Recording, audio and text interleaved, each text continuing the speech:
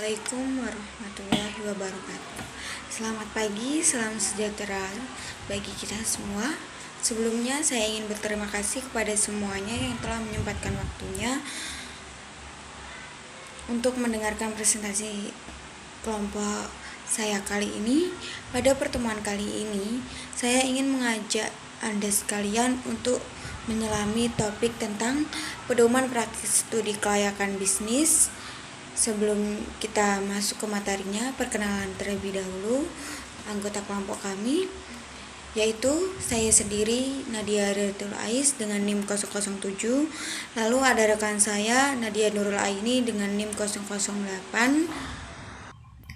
Pada pedoman praktis studi kelayakan bisnis ini, tujuan yang diperoleh dari proses pembelajaran suatu ilmu hendaknya dapat diukur. Misalnya, melalui aspek kognitif, efektif, dan psikomotorik. Dari aspek kognitif sendiri, hendaknya pembelajaran mampu menyadarkan mahasiswa akan maksud dan manfaat ilmu tersebut, termasuk dalam hal konsep atau ide-ide dan prinsip-prinsipnya. Tugas lapangan ini bertujuan untuk mengatur aspek psikomotorik, yaitu memanfaatkan pengetahuan yang telah mahasiswa terima selama perkuliahan, berupa kerja praktek, melakukan studi kelayakan suatu rencana atau ide bisnis. Lalu di sini ada teknik pelaksanaan. Yang pertama, mahasiswa dengan jumlah tertentu melaksanakan tugas praktek lapangan berupa kajian atau studi mengenai kelayakan usaha.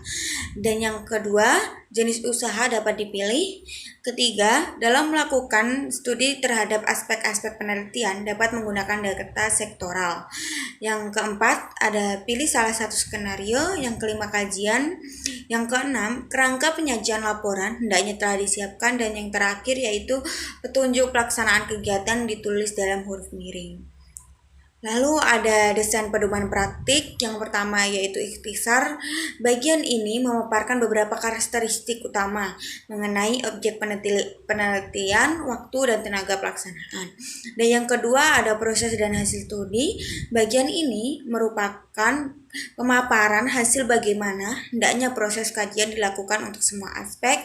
Dan yang ketiga yaitu ada rangkuman dan rekomendasi, yaitu ini dari analisis tiap aspek di atas, selanjutnya dibuat rangkuman. Diperlukan pula rekomendasi apakah rencana bisnis ini dinyatakan layak atau tidak. Lalu ada bagian-bagian ikhtisar. Yang pertama sendiri yaitu nama industri atau jenis usaha. Yang kedua bidang industri.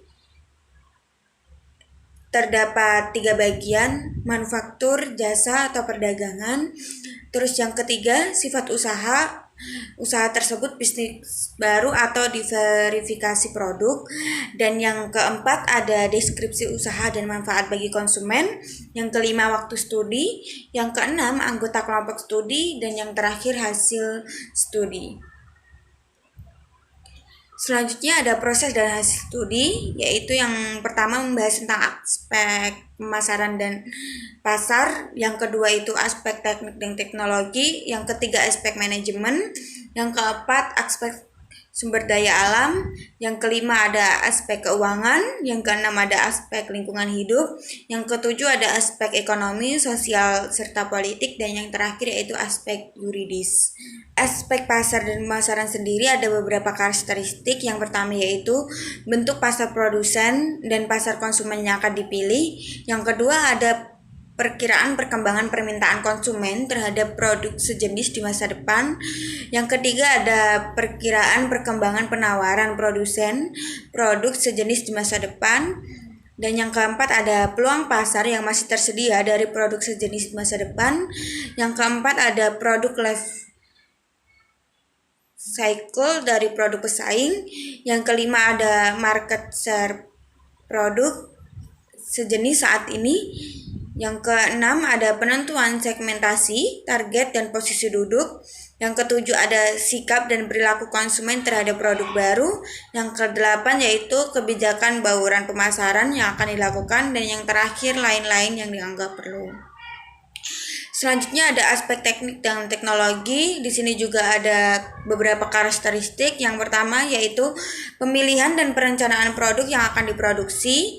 Yang kedua rencana kualitas. Yang ketiga pemilihan teknologi. Yang keempat rencana kapasitas produk. Yang kelima ada perencanaan letak pabrik atau lokasi fasilitas jasa. Yang keenam ada perencanaan tata letak, layout pabrik atau fasilitas jasa. Yang ketujuh ada perencanaan tata letak bagian lainnya. Yang kedelapan ada perencanaan bagian produksi. Yang kesembilan ada perencanaan mengenai persediaan. Dan yang terakhir pengawasan teknik produk. Selanjutnya akan dijelaskan rekan saya. Terima kasih. Yang ketiga, aspek manajemen. Hal utama yang perlu dikaji dalam kelayakan aspek manajemen terbagi dua, yaitu pembangunan proyek dan implementasi bisnis. Yang pertama, pembangunan proyek. Hal-hal yang perlu dikaji adalah bagaimana perencanaan pembangunan proyeknya, bagaimana pengorganisasian pembangunan proyeknya, bagaimana penggerakan pembangunan proyeknya, bagaimana pengendalian pembangunan proyeknya, bagaimana teknis dalam mengakhiri pembangunan proyeknya, lain-lain yang dianggap perlu. Yang kedua, aspek manajemen implementasi bisnis. Hal-hal yang perlu dikaji adalah bagaimana perencanaan dari implementasi bisnisnya, bagaimana pengorganisasian dari implementasi bisnisnya, bagaimana penggerakan dari implementasi bisnisnya, bagaimana pengendalian implementasi bisnisnya, lain-lain yang dianggap perlu. Yang keempat adalah aspek sumber daya manusia. Beberapa hal utama dalam analisis sumber daya manusia adalah yang pertama, perencanaan sumber daya manusia. Dalam membangun proyek bisnis, ketersediaan sumber daya manusianya yaitu manajer proyek dan staf proyek hendaknya dikaji secara cermat. Yang kedua yaitu analisis pekerjaan. Analisis pekerjaan merupakan proses untuk menentukan isi suatu pekerjaan sehingga pekerjaan dapat dijelaskan kepada orang lain. Yang ketiga adalah kompensasi. Kompensasi adalah sesuatu yang diterima karyawan sebagai balas jasa untuk kerja mereka. Yang keempat, keselamatan dan kesehatan kerja. Keselamatan dan kesehatan kerja perlu terus dibina agar meningkatkan kualitas keselamatan dan kesehatan kerja karyawan. Yang kelima yaitu pemberhentian. Pemutusan hubungan kerja atau PHK dari suatu organisasi terhadap karyawannya dapat menimbulkan kerugian-kerugian baik bagi perusahaan maupun bagi karyawan. Yang kelima, aspek keuangan. Hal utama yang perlu dikaji mengenai kelayakan aspek keuangan dalam pembangunan proyek bisnis hingga implementasi bisnis meliputi jumlah dana yang dibutuhkan untuk aktiva tetap dan modal kerja, sumber dana yang akan dipilih, prakiraan aliran kas atau cash flow, biaya modal, kondisi sensitivitas, penilaian investasi melalui PP, NPV, IRR, PI, dan break-even point, pilihan aktiva, apakah melalui leasing atau beli, lain-lain yang dianggap perlu. Yang keenam adalah aspek lingkungan hidup. Hal utama yang perlu dikaji untuk kelayakan aspek lingkungan hidup dalam pembangunan dan pengimplementasian proyek bisnis dirangkum dalam AMDAL. Analisis ini mencakup keseluruhan kegiatan pembuatan 5 dokumen yang terdiri dari yang pertama adalah PIL atau penyajian informasi lingkungan, kedua KA atau kerangka acuan, ketiga ANDAL atau analisis dampak lingkungan, keempat RPL atau rencana pemantauan lingkungan, 5 RKL atau rencana pengelolaan lingkungan, yang keenam lain-lain yang dianggap perlu. Yang ketujuh, aspek ekonomi, sosial, dan politik. Kajilah bahwa rencana bisnis yang akan direalisasikan secara ekonomi, sosial, dan politik, pemerintah akan saling mendukung dengan rencana bisnis tersebut. Kajian dapat dilihat dari aspek ekonomi, terdiri atas sisi rencana pembangunan nasional, sisi distribusi nilai tambah, sisi investasi per tenaga kerja, hambatan di bidang ekonomi, dukungan pemerintah. B. Aspek sosial. C. Aspek politik. Yang kedelapan, aspek yuridis.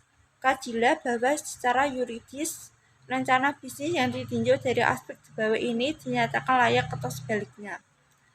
A. Siapa pelaku bisnis? Yang pertama, bentuk badan usaha. Dan yang kedua, identitas pelaksana bisnis.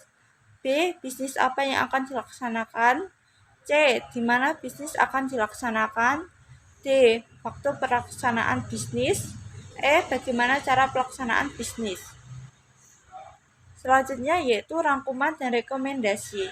Dari analisis siap aspek di atas, selanjutnya dibuat rangkuman.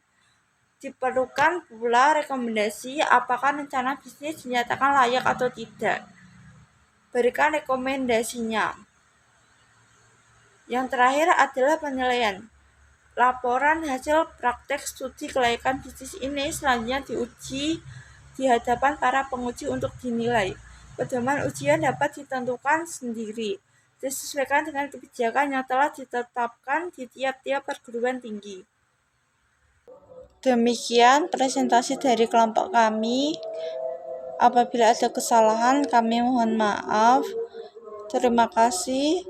Wassalamualaikum warahmatullahi wabarakatuh.